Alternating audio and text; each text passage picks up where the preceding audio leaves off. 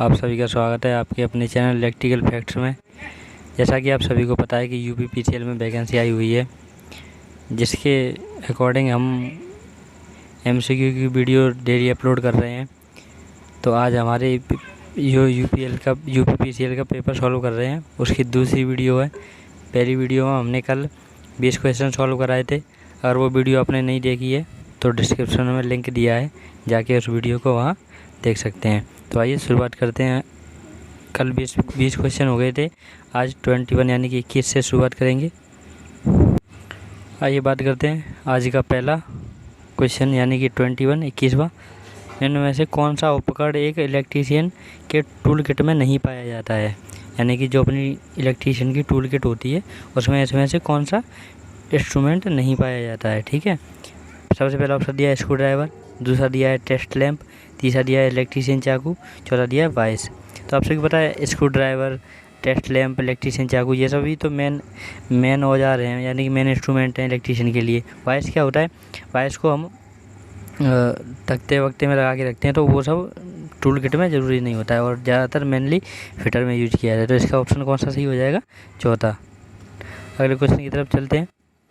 22वां दिया है कि डीसी जनरेटर किस सिद्धांत पर काम करता है। जो डीसी जनरेटर होता है वो किस सिद्धांत पर काम करता है? पहला ऑप्शन दिया है न्यूटन का नियम, दूसरा दिया है ओम का नियम, तीसरा दिया है लेंज का नियम, चौथा दिया है फैराडे के विद्युत चुम्बकीय प्रेरण के नियम। आप सभी को पता है कि डीसी जनरेटर होता है वो फैराडे के विद्युत चुम्बकीय प्रेरण के नियम पर सिद्धांत पर यानी कि काम करता है। तो इसका ऑप्शन कौन सा सही हो जाएगा? चौथा। आइए अगले क्वेश्चन की तरफ चलते हैं। अगला क्वेश्चन 23वां। शक्ति कारक यानी कि पावर फैक्टर का अधिकतम मान होता है। आपको पता है कि पावर फैक्टर 3 प्रकार का होता है आपका, लीडिंग और यूनिटी। ठीक है, लीडिंग, लैगिंग और यूनिटी। तो ऑप्शन देख लेते हैं पहले। ऑप्शन पहला दिया है इकाई से अधिक, दूसरा दिया है इकाई से कम, तीसरा दिया है इकाई और चौथा दिया है 0। तो आप सभी को पता है कि पावर फैक्टर का जो अधिकतम मान होता है यानी कि मैक्सिमम वैल्यू होती है वो कितनी होती है? 1 होती है, यूनिटी। ठीक है, तो इसका ऑप्शन कौन सा सही हो जाएगा? तीसरा। अगले क्वेश्चन की तरफ चलते हैं। अगला क्वेश्चन दिया है कि निम्न में से कौन सा विषम चुंबकीय यानी डायामैग्नेटिक पदार्थ है। ठीक है, कौन से डायामैग्नेटिक पदार्थ हैं? तो पहला ऑप्शन दिया है बिस्मिथ, एंटीमनी और स्वर्ण, दूसरा ऑप्शन दिया है लोहा, चांदी और स्वर्ण, तीसरा ऑप्शन दिया है प्लेटिनम, एल्यूमिनियम और चांदी, चौथा ऑप्शन दिया है लोहा, निकल और कोबाल्ट। तो आप सभी को पता है कि बाकी के जितने भी नीचे दिए हुए हैं वो सब क्या होते हैं? वे सब फेरोमैग्नेटिक होते हैं। ठीक है, तो और इसमें पूछा क्या है? डायामैग्नेटिक में बिस्मिथ, एंटीमनी और स्वर्ण आते हैं। तो पहला ऑप्शन सही हो जाएगा। अगले क्वेश्चन की तरफ चलते हैं। अगला क्वेश्चन दिया है 25वां। एसी सर्किट में पूर्ण प्रतिरोध को कहा जाता है। एसी सर्किट जो होता है उसमें पूर्ण प्रतिरोध को कहा जाता है।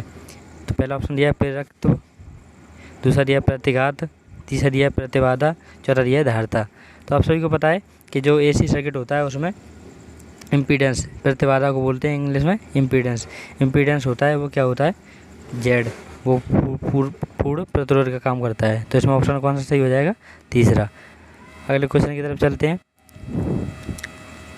फैराडे के इलेक्ट्रोलाइसिस के पहले नियम के अनुसार द्रव्यमान के बराबर होता है। आप सभी को पता है कि जो फैराडे ने इलेक्ट्रोलाइसिस का नियम दिया था वो क्या था? M बराबर ZIT। तो ऑप्शन देखें, ऑप्शन में पहला दिया है M इक्वल टू हो जाएगा ZST, दूसरा दिया है ZFT, तीसरा दिया है ZIT, चौथा दिया है ZAT। तो कौन सा ऑप्शन सही हो जाएगा? तीसरा। अगले क्वेश्चन की तरफ चलते हैं। 27वां। CD के तारों में सर्किट में इस्तेमाल किए जाने वाले 2 तरफा स्विचों की न्यूनतम संख्या होती है। यानी कि जो CD के तारों में यानी कि जो जीने की वायरिंग की जाती है उसमें इस्तेमाल किए जाने वाले 2 तरफा स्विचों की संख्या कितनी होती है? तो आप सभी को पता है ऑप्शन पहला दिया है 2, दूसरा दिया है 1, तीसरा दिया है 3, चौथा दिया है 4। तो आप सभी को पता है कि जो जीने की वायरिंग होती है उसमें कितने स्विच यूज किए जाते हैं? 2। ऑप्शन कौन सा सही हो जाएगा? पहला। अगले क्वेश्चन की तरफ चलते हैं। अगला क्वेश्चन है 30 वोल्ट पैमाने की रेंज में वोल्ट मीटर का पाठ्यांक यानी कि रीडिंग दे रहा है 40 वोल्ट, लेकिन मीटर चयन करता स्विच 30 वोल्ट पर है, तो वोल्टेज पाठ्यांक रीडिंग की गणना करें। पहला ऑप्शन दिया है इसमें 4 वोल्ट, दूसरा दिया है 12 वोल्ट, तीसरा दिया है 30 वोल्ट, चौथा दिया है 40 वोल्ट। तो आप सभी को पता है इसमें ऑप्शन कौन सा सही हो जाएगा, पहला 4 वोल्ट। ठीक है, अगले क्वेश्चन की तरफ चलते हैं। अगला क्वेश्चन दिया है 29, सौर बैटरी में निम्न में से किस प्रकार की सामग्री का प्रयोग किया जाता है। जो सौर सेल होती है उसमें कौन सी सामग्री प्रयोग की जाती है। पहला दिया सेमीकंडक्टर, दूसरा दिया चांदी कंडक्टर, तीसरा दिया है कार्बन कंडक्टर, चौथा दिया सीसा और टिन कंडक्टर। तो आप सभी को पता है कि जो सोलर सेल होती हैं उन सब में सेमीकंडक्टर का प्रयोग किया जाता है। ऑप्शन कौन सा सही हो जाएगा, पहला। अगले क्वेश्चन की तरफ चलते हैं। अगला क्वेश्चन दिया 30वां, यदि 5 ओम के 3 प्रतिरोध एक श्रृंखला में जुड़े हुए हैं तो कुल प्रतिरोध कितना होगा। 5 ओम के 3 प्रतिरोध श्रेणी में जुड़े हैं, तो आप सभी को पता है श्रेणी में अगर प्रतिरोध जुड़ते हैं तो तीनों का क्या हो जाता है, प्लस हो जाता है। ऑप्शन पहला दिया 20 ओम, दूसरा दिया 5 ओम, तीसरा दिया है 10 ओम, चौथा दिया है 15 ओम। तो ऑप्शन कौन सा सही हो जाएगा, 15 ओम, क्योंकि सीरीज में जुड़ जाते हैं। ठीक है, अगले क्वेश्चन की तरफ चलते हैं। 31वां क्वेश्चन दिया BIS के अनुसार डिस्ट करंट यानी DC आपूर्ति में धनात्मक, ऋणात्मक और जो अर्थिंग वाला तार होता है उसके रंग का कोड क्या होता है। तो ऑप्शन पहला दिया है लाल, पीला और हरा, दूसरा दिया है लाल, नीला और हरा काला, तीसरा दिया है लाल, भूरा और काला, चौथा दिया है लाल, काला और हरा। तो आप सभी को बताएं कि जो DC सप्लाई होती है उसमें लाल, नीला और काला तार प्रयोग किया जाता है। तो ऑप्शन कौन सा सही हो जाएगा, दूसरा। अगले क्वेश्चन की तरफ चलते हैं। 32वां क्वेश्चन दिया है कि एक 100 एम्पियर बटे 5 एम्पियर अनुपात का CT यानी करंट ट्रांसफार्मर 5 एम्पियर की मीटर से जुड़ा है। यदि पाठ्यांक की रीडिंग 3 एम्पियर है तो वास्तविक करंट की गणना कीजिए। देखिए, मतलब मैं अभी जितने भी न्यूमेरिकल आ रहे हैं उन सब का अभी तो मैं आंसर ही बता रहा हूँ, लेकिन अगर आपको सॉल्यूशन चाहिए तो आप कमेंट में बता दें, मैं उसको सॉल्यूशन भी दे दूँगा, बता दूँगा अच्छे से। ठीक है, तो इसमें ऑप्शन दिया है पहला 60 एम्पियर, दूसरा दिया है 30 एम्पियर, चौथा दिया है 100 एम्पियर, तीसरा दिया है 100 एम्पियर और चौथा क्या दिया है 10 एम्पियर। तो आप सभी को पता है कौन सा आंसर सही हो जाएगा, पहला 60 एम्पियर। ठीक है, अगले क्वेश्चन की तरफ चलते हैं। 33वां क्वेश्चन दिया है CFL का पूर्ण रूप क्या है। CFL जो होती है उसकी फुल फॉर्म पूछी है। तो पहले दिया है ऑप्शन कॉम्पैक्ट फ्लोरेसेंट लैंप, दूसरा दिया है कॉमन फिलामेंट लैंप, तीसरा दिया है कंप्लीट फिलामेंट लैंप, चौथा दिया है कॉन्टैक्ट फ्लोरेसेंट लैंप। तो आप सभी को पता है कि CFL की फुल फॉर्म क्या होती है, कॉम्पैक्ट फ्लोरेसेंट लैंप, पहला सही हो जाएगा। ठीक है, 33वें का कौन सा सही हो जाएगा, पहला। अब चलते हैं अगले क्वेश्चन। जलावर्त विद्युत धारा AD करंट यानी कि AD करंट की विशेषता का प्रयोग में किया जाता है। पहला ऑप्शन दिया है बाइंडिंग में बेकार की हीटिंग, दूसरा दिया मोटर में ब्रेकिंग, तीसरा दिया मोटर में कूलिंग, चौथा दिया MC मीटर में डैम्पिंग। तो आप सभी को पता है कि AD करंट का प्रयोग जो मूविंग कॉयल मीटर होते हैं उन सब में डैम्पिंग के रूप में किया जाता है। ठीक है, अगले क्वेश्चन की तरफ चलते हैं। 35वां दिया है कि इकोनोमाइजर लगा होता है का प्रयोग दक्षता बढ़ाने के लिए किया जाता है। जो इकोनोमाइजर का प्रयोग किया जाता है वो किसकी दक्षता बढ़ाता है। तो पहला ऑप्शन दिया बॉयलर, दूसरा दिया बायोगैस, तीसरा दिया टरबाइन, चौथा दिया है अल्टरनेटर। तो आप सभी को पता है कि जो इकोनोमाइजर लगा होता है वो किसकी क्षमता को बढ़ाता है, बॉयलर की। ठीक है, किसकी क्षमता को बढ़ाता है, बॉयलर। तो ऑप्शन कौन सा सही हो जाएगा, पहला।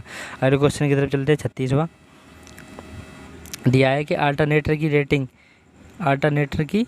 रेटिंग होती है, किस में नापते हैं, मतलब अल्टरनेटर की रेटिंग को। पहला दिया है वाट में, दूसरा दिया है KVA में, चौथा दिया है KWH में और तीसरा दिया है KWH, चौथा दिया है KWA में। तो आप सभी को पता है कि अल्टरनेटर की रीडिंग हम किस में नापते हैं, किलोवोल्ट एम्पियर में। ठीक है, क्या सही हो जाएगा, KVA, दूसरा। ठीक है, अगले क्वेश्चन की तरफ चलते हैं। अगला क्वेश्चन दिया है 3 फेज प्रणाली में संतुलित और असंतुलित भार को मापने के लिए निम्न में से किस पद्धति का प्रयोग किया जाता है।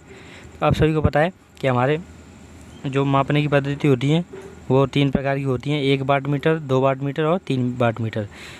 ठीक है, पहला ऑप्शन दिया है 4 वाट मीटर की पद्धति, दूसरा दिया है 3 वाट मीटर की पद्धति और तीसरा दिया है वाट मीटर पद्धति, चौथा दिया है 2 वाट मीटर की पद्धति। ठीक है, तो आप सभी को पता है कि जो संतुलित और असंतुलित दोनों प्रकार के लोड को नापने के लिए 2 वाट मीटर पद्धति का प्रयोग किया जाता है। कौन सा का? तो ऑप्शन कौन सा सही हो जाएगा? चौथा। ठीक है, अगले क्वेश्चन की तरफ चलते हैं। अगला क्वेश्चन दिया है सॉफ्ट शोल्डर में टिन और सीसा का प्रतिशत होता है।